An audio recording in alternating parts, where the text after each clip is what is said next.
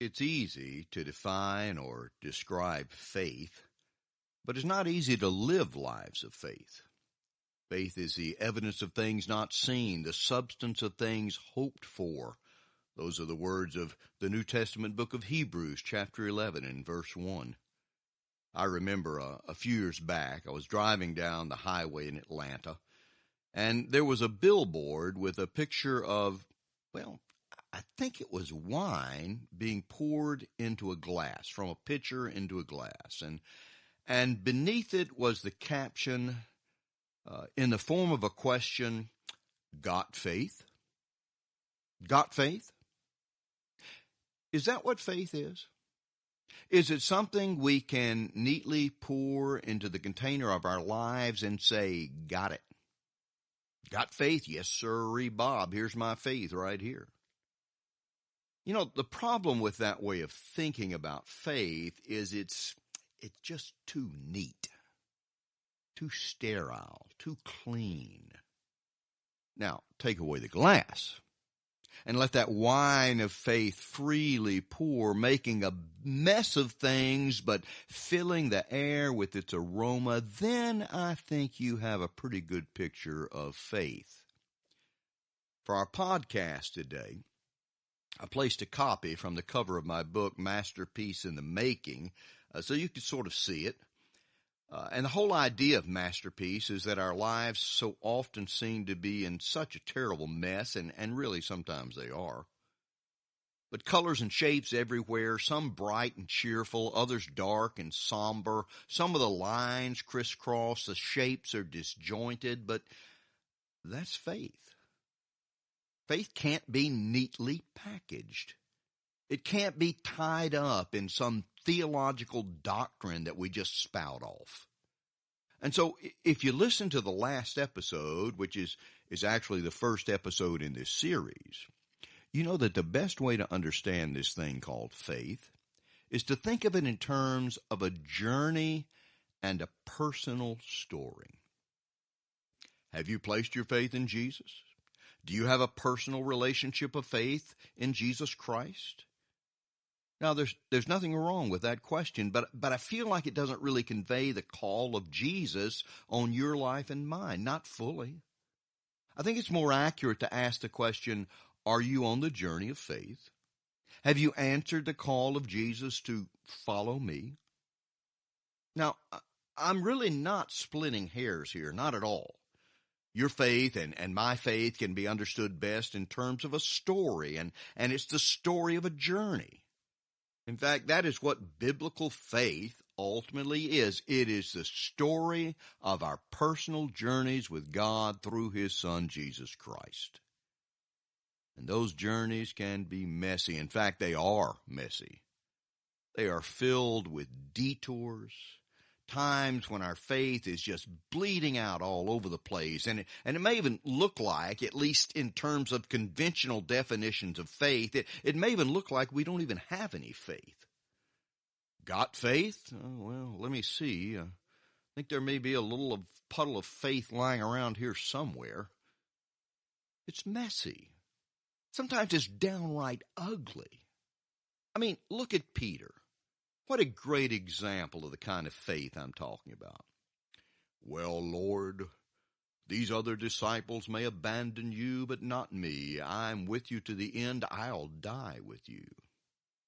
Now, I think Peter was being honest. And if you remember, he drew his sword in the garden and he cut off the ear of the servant of the high priest. Peter was ready to rumble. Peter was ready to die. But that was not where Jesus was leading Peter. That wasn't what was meant to be a part of Peter's journey. Jesus said, "Follow me." And when when Peter drew that sword, he was not following on the journey that Christ had called him to. And so Jesus turned to him and said, "Put away your sword, Peter." And when that happened, man, it really messed Peter up. It messed him up bad. From the denials in the courtyard of the high priest, where he called down curses on himself, saying, "I never knew the man," to his decision to return to his old job as a fisherman, Peter took a detour, a messy, ugly detour. Now, do you remember the story of Jesus and his disciples having breakfast by the seashore? It was after his resurrection and after Peter had decided to go back to his old life. Peter was a natural leader, and several of the other disciples who had previously made their living as fishermen decided to go back to their old jobs as well. They followed Peter's lead. And so here are these guys out fishing. They've been fishing all night, and it's early in the morning, and suddenly on the seashore stands Jesus. They don't know that it's Jesus, but he calls out to them, and he says, "Hey, ho there. Have you guys had any luck?" "Not a thing," they answer. "We've been fishing all night, and we haven't caught a thing." "Well, why don't you boys try casting the net on the other side of the boat?" And probably just to humor this unknown and obviously inexperienced guy, they cast their nets. 153 fish is what they counted. That's what John tells us in his gospel, 153 fish. You can read about it in John 21. And that's just like a fisherman, isn't it? John was a fisherman, and when he writes about the catch of fish, he doesn't say, "and we caught over 100 fish." He doesn't round the number off and say, "Hey, we caught 150 fish." No, he tells us exactly how many fish were caught, 153. And now by this time, the disciples recognize Jesus for who he is, and they're eating some of their catch for breakfast with Jesus. And that's when Jesus begins asking Peter that now famous series of questions that are followed by some very plain demands. "Peter, do you love me? Then feed my lambs. Peter, do you love me? Then care for my flock. Peter, do you love me? Feed my sheep." And Peter was hurt, humiliated, and he said, "Lord, you know all things. You know that I love you." And that's when Jesus said to Peter, "Okay, Peter, then follow me." And it was at that point Peter turned, and looking back, he saw the apostle John following him and Jesus. And Peter turns to Jesus and he says, "Hey, what about him?" Do you remember what Jesus answered and said? Jesus said, and I'm paraphrasing basically, but Jesus said, "Hey, he's got his own journey marked out for him, and you have yours. Yours is different. Follow me." And Peter's detour of faith ended there, and he came back and preached the first message of the church age in Jerusalem on the day of Pentecost. But the truth is, Peter wasn't finished with his detours, and that's a story for another time. But let me say it again. Faith is messy. It's not bound up in creeds or doctrines. You can't pour it in a container and carry it around taking a sip of the wine of faith every now and then when you think you need it. Got faith? You know, the better question may be, has faith got you?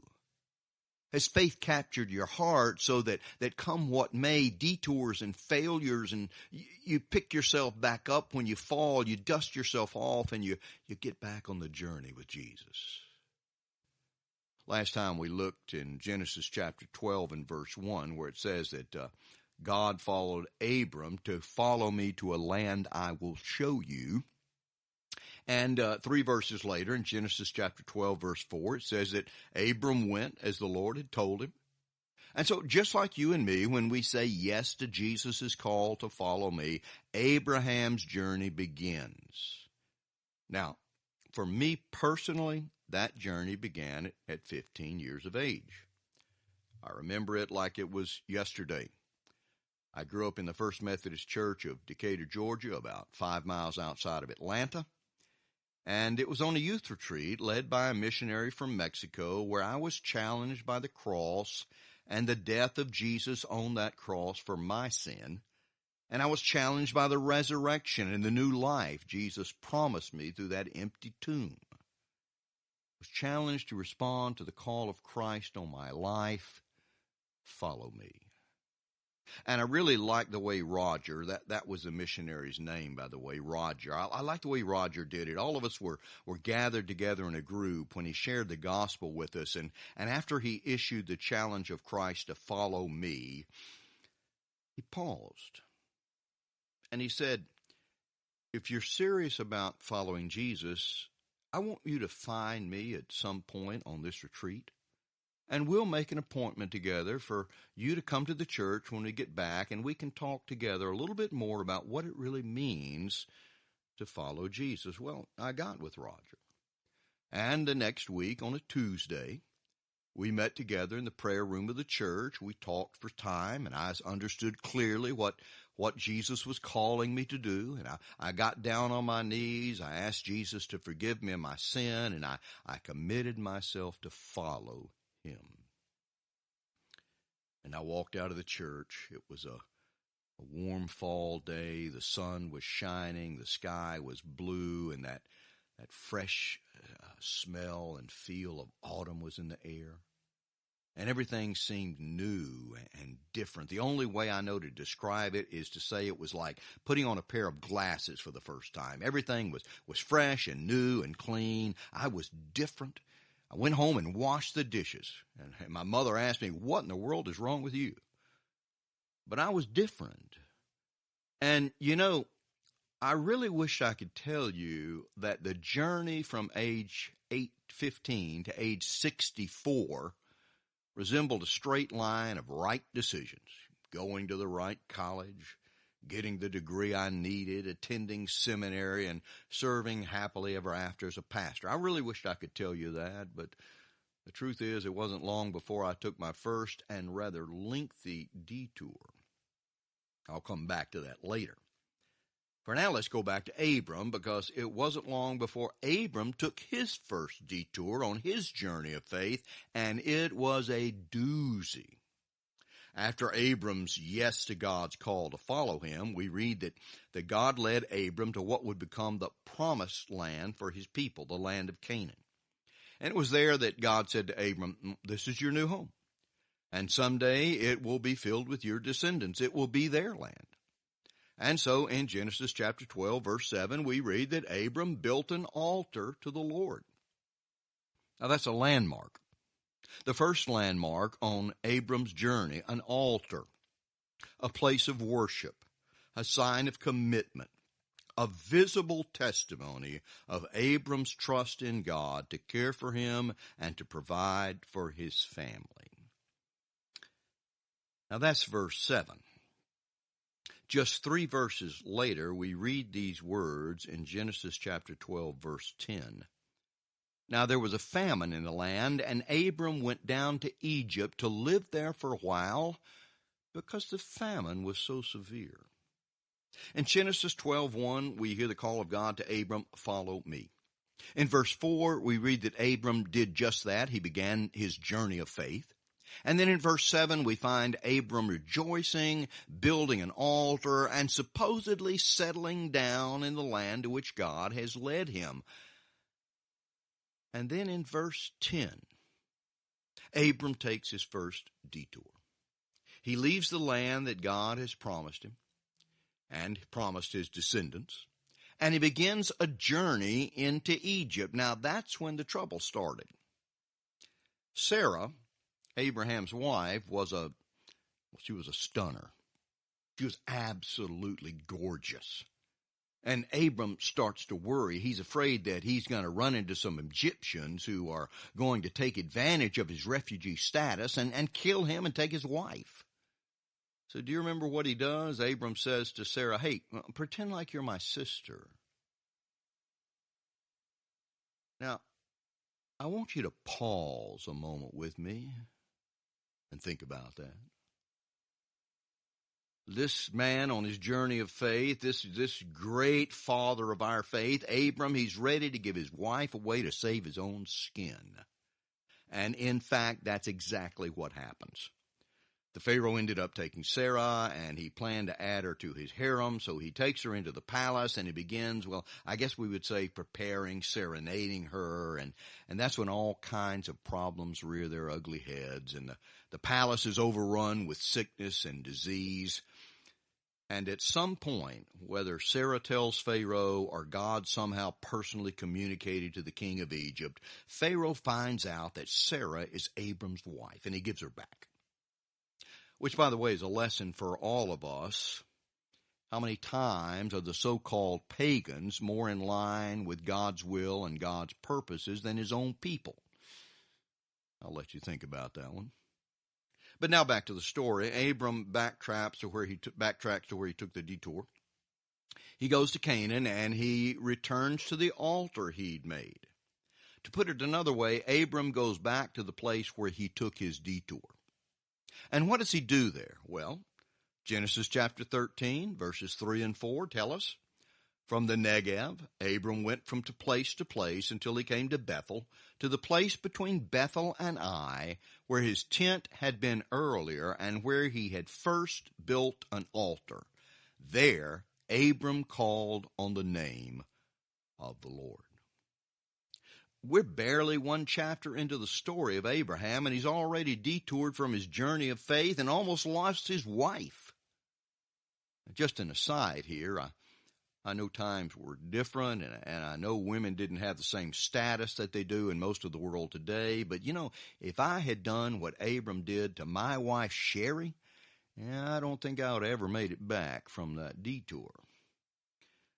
But here's what I want you to see. The man who has been called the father of our faith started his journey of faith, and it wasn't long before he took a major detour. But remember the words of Proverbs chapter 24:16. The righteous falls 7 times and gets back up.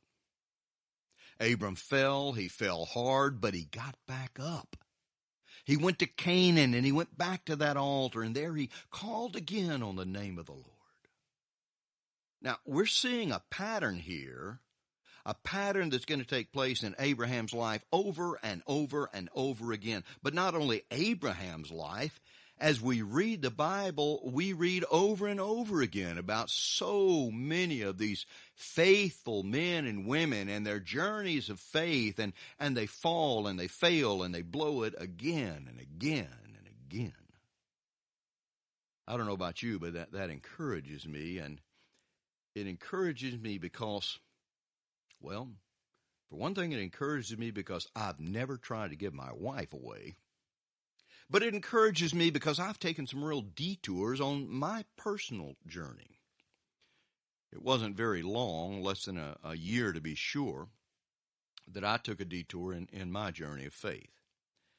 And from 15 years up until the age of 25, I was mostly on that detour. Now, there would be times over the years that I would start back to church, which I had dropped out of in college.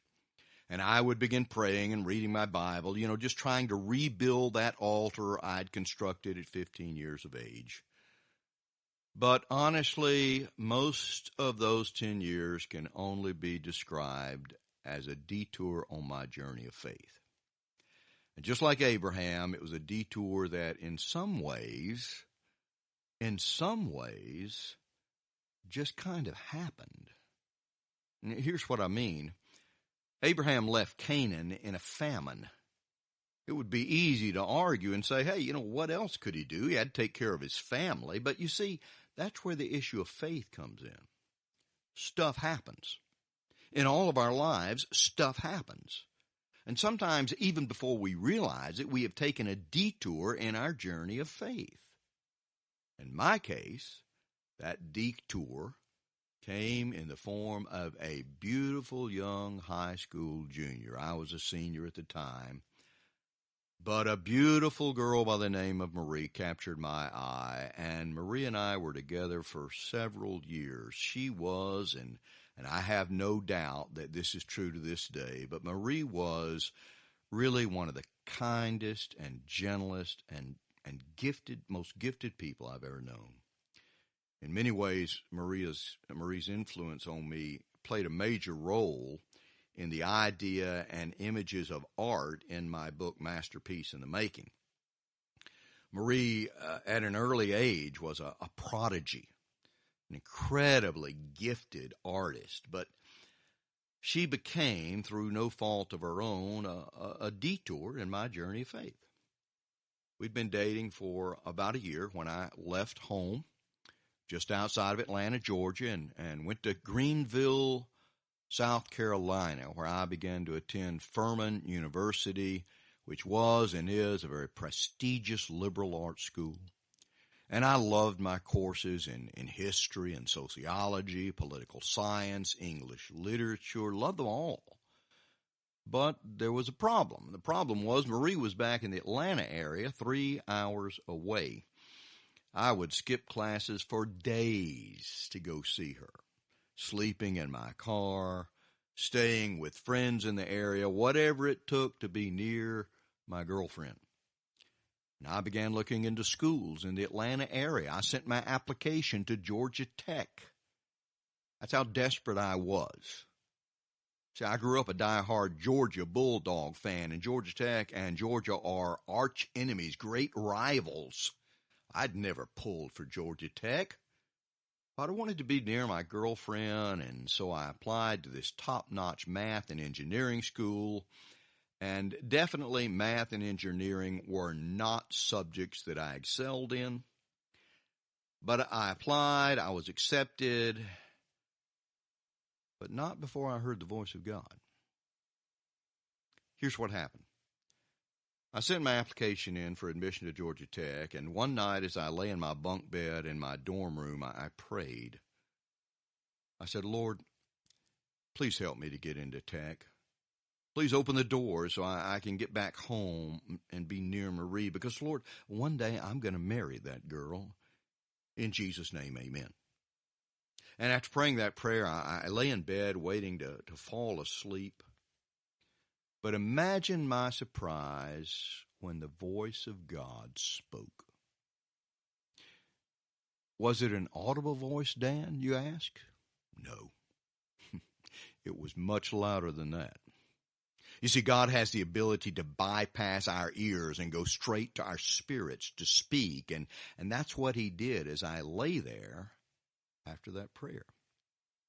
And here's what he said. Here's what God said to me. Now understand, I'm just putting words to the message that came directly to my spirit without words, but it was loud and clear, and here's what I heard. You will be accepted as a student at Georgia Tech, but you will never marry Marie.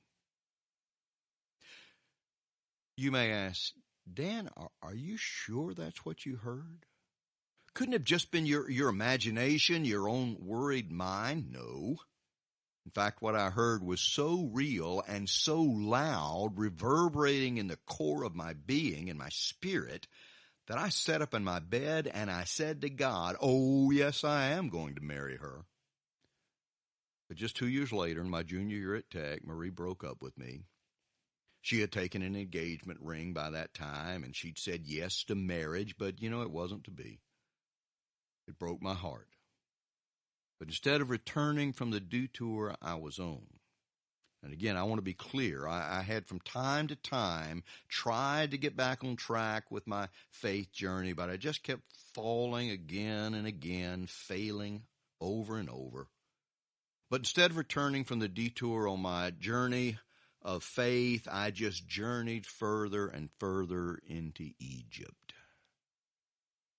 I graduated from Georgia Tech, and I began graduate studies at Florida State University, an MBA in finance. I jumped headlong into a party lifestyle, had several girlfriends over the next few years. And when I graduated from Florida State, I was hired by a large aerospace engineering firm. And I worked long, hard hours trying to make my way up the corporate ladder. I was very ambitious. But I spent a great deal of my time there as I made my way up the ladder with middle and upper management. 3 martini lunches is what we call them, with the boss's evenings spent out and about in Orlando, Florida. I was away from the place that I had begun my journey of faith. Now, I'm going to come back to this story next time. But now, I want to ask you something.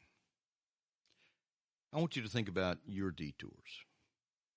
Things and places and people that for whatever reason played a role in leading you away from the journey to which Christ had called you. And it may be that you're on a detour right now. I get it. Been there, done that. And I'll let you in on a little secret. I'll be there again. If there's one thing I have learned from almost half a century walking with the Lord, is that detours are out there, and they're out there for all of us. They never go away. Hopefully they become less in their duration and in their extremes, not always. However, I do believe the more we take to heart the words of Proverbs 24:16, the righteous falls 7 times but gets back up, and the more we learn to pick ourselves up by God's grace when we fall, the more likely we are not only to find our way back from the detours, but to recognize them more clearly, to stand against them with greater determination, and to set our sights on the end of the journey where our faith in the words of Scripture becomes sight. I think that for me personally, the greatest grief I'm experiencing in these days, when the church seems to be struggling to survive, not seems to be, it is, that is to survive as we know it. And it may not be such a bad thing if it doesn't survive as we know it. But the greatest grief for me in these days are the young pastors who are leaving churches broken and hurting. And believe me, I get it. I carry some deep spiritual wounds and scars from my years as a pastor, leading churches, and frankly, dealing with some very difficult people and some very difficult personalities. I'll tell you, it can make you cynical. Someone shared with me some time back about some former young pastors who had started a podcast, and at least on one of their episodes, they were drinking margaritas by the pitchers, just getting wasted and trashing the church, the whole podcast. And again, hey, don't think I don't get it. But when I heard about that, I identified with these guys for sure.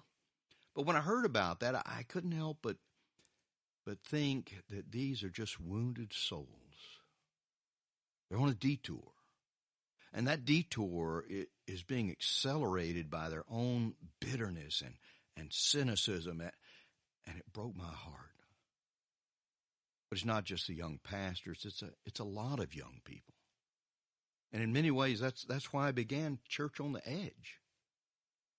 I know I keep saying this, and I'm going to keep saying it, but the institutional church today is in serious trouble. In fact, it is dying.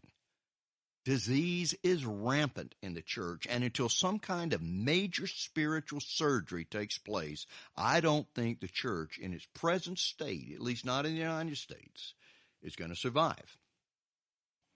And again, as I've said before, that may not be such a bad thing. We may have to, in our present form as the church, die, and that's okay because Jesus Christ, who holds the keys of death and Hades, will be there to give us new life, to resurrect us, to be who and what we should be as His church.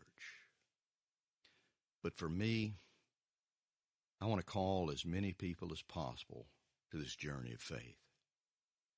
People that will be a part of that new church, freed from the many institutional bondages and really tied to doctrinal extremes. Just people who say to Jesus, yes, when they hear His call, follow me. And who, in spite of personal issues and problems in their lives and in the church today, they determine to stay the course, remembering those landmarks and returning from those detours that are a part of the journey of faith for all of us. This is Dan Armistead. Thanks for listening.